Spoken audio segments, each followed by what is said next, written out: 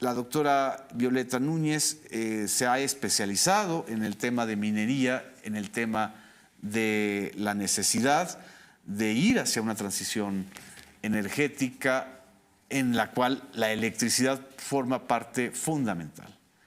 ¿Por qué es importante en este sentido, doctora, que el Estado tenga la rectoría en la transición energética y no dejarle pues, a las empresas tan limpias y tan libres del sector privado esa transición?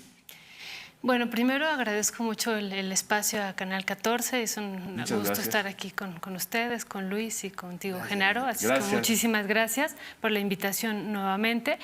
Y bueno, decíamos que hay puentes, ¿no?, entre lo que se está proponiendo en esta reforma energética, que es la electricidad, y el tema del litio, ¿no? O sea, hemos es el gran puente. Sí, el gran puente.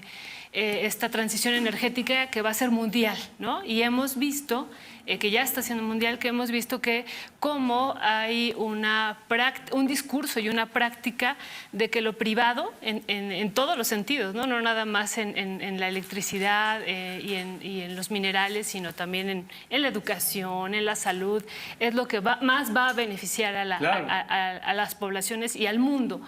Y bueno, lo que hemos visto a lo largo de estos años ya de este neoliberalismo que ha promovido estas privatizaciones, pues es un incremento de la desigualdad, de la pobreza, de la falta de derechos, ¿no? Por ejemplo, pensando en la situación de la energía eléctrica, la pobreza energética que ha ido aumentando, ¿no?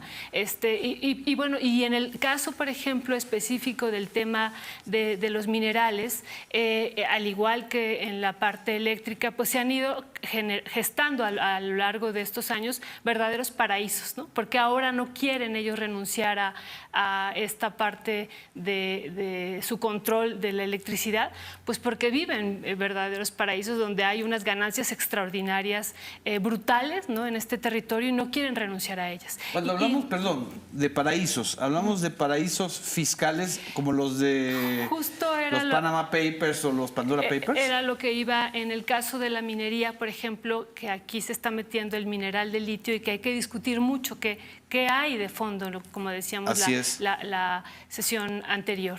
Y bueno, se fueron gestando paraísos mineros que nosotros hemos documentado. Justo, lo decíamos la otra ocasión, no solo por la cantidad de minerales que se han extraído, que han sido muchísimos, ya damos los datos la vez anterior, sino por lo que han dejado a la nación, también decíamos, ¿no? Hay una pues constante evasión de impuestos por parte de estas empresas, de las grandes empresas mineras que son las que tienen el control, ¿no? Pero no solo eso, también esta Ley Federal de Derechos, si uno la revisa, los mineros tienen que pagar por hectárea 8 pesos al semestre, 8 pesos, ¿no?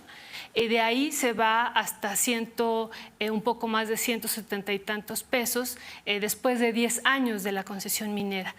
¿Y cuánto sacan, no? Y las ganancias. ¿Y los están pagando esos derechos? Pues ese es otro problema, ¿no? Que estos derechos que tienen que pagar, también no hay control de cuánto se paga de estos derechos, ¿no? Porque no se paga por la extracción del mineral, por la cantidad, ni por el tipo de mineral, sino por la renta de la tierra. Es una renta.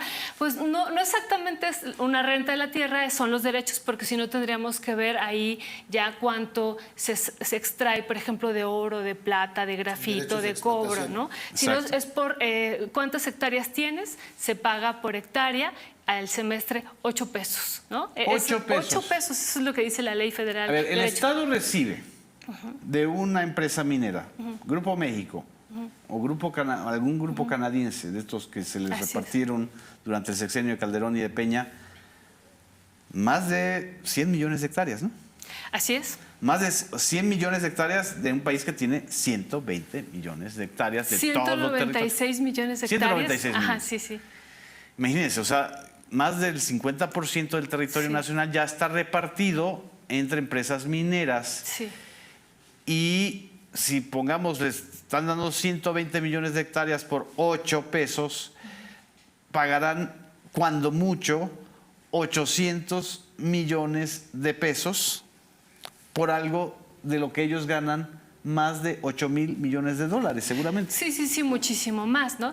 Esto varía, ¿no? Dependiendo del número de años. Hay una, si es la tabla, de uno, digamos. hay una tabla, ¿no? Que va desde 8 pesos hasta más de 170 pesos. Pero es nada, ¿no? Entonces, por eso hemos dicho, se han gestado verdaderos paraísos mineros acá, porque pues realmente la ley minera, por ejemplo, también ha generado latifundios mineros, ¿no? Exacto. ¿Y por qué? Porque no establece esta ley que está todavía vigente, por ejemplo, un límite máximo de las concesiones. Lo que se hizo durante años, durante casi 30 años, se entregaron concesiones y no había un límite. La ley no decía, pues, el límite máximo es tal, y por eso, por ejemplo, encontramos algunos grupos mineros que tienen una barbaridad de 2 millones de hectáreas, por ejemplo, notifican, ¿no? O sea, sumando las diferentes concesiones, 2 millones de hectáreas. Y eso lo notifican abiertamente, o sea que esto debe ser más, ¿no? Y bueno, y llegamos actualmente a tener 16 millones de hectáreas vigentes. Entonces, lo que está ahorita en juego, que eso hay que dejarlo muy, muy claro, es que por primera vez, después de que se aprueba esta ley minera, ¿no? en 1992, el litio de México sea de los mexicanos. Eso es lo que está ahorita, así de sencillo, ¿no? Que por primera vez un mineral, y un mineral, no cualquier mineral, sino un mineral estratégico, que va a ser de suma importancia para la transición energética a nivel mundial, sea de la nación. Eso es lo que se está poniendo aquí en la discusión. Un dato muy, muy importante, el 65% del litio a nivel mundial se usa hoy día para las baterías de los autos eléctricos principalmente. Y bueno, y decíamos el otro día que nos reunimos aquí, es que hace 2 años se estaban generando 2 millones de autos eléctricos. Así es. El año anterior se generaron 7 millones y vamos a pasar a 2040 a 60 millones, ¿no? En 20 años, 19 años. En 18 vamos a años. Vamos a pasar.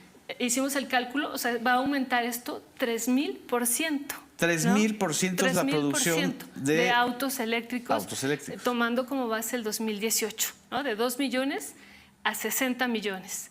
Y bueno, y la batería de esos autos que se van a cargar de electricidad, o sea, de electricidad, claro, de electricidad, claro, de la CFE o de algún generador privado, va a tener litio. Así es. ¿Sí? Sí. ¿Cuánto se calcula que se necesita de litio para que en 18 años se pueda responder esa demanda? Sí, es muchísimo, ¿no? El auto eléctrico, también lo comentábamos, necesita 10,000 veces más de litio que una batería de un teléfono celular. 10,000 veces. 10,000 veces más, ¿no? Eso es importantísimo, que también hay que tenerlo. Es decir, por este aparato ya de por sí está demandando el uso de litio. De litio y de 200, son 200 minerales los que requiere un teléfono 200 celular, ¿no? minerales. Pero un auto, pues es... 10,000 veces más. Sí, y no solamente de litio, decíamos, de grafito, de cobalto, de hierro, de una gran cantidad de... Yo sé que el que hace las preguntas eres tú, mi querido Adelante, Genaro, Luis. pero ¿qué va a pasar cuando se logre almacenar la energía? El tema de las energías limpias se va a resolver cuando se logre almacenar la energía. Hoy la energía se produce y se consume en ese instante.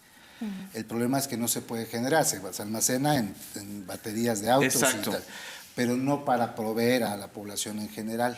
Hacia allá están encaminados los esfuerzos científicos para que algún día, no sé cuándo, se pueda almacenar.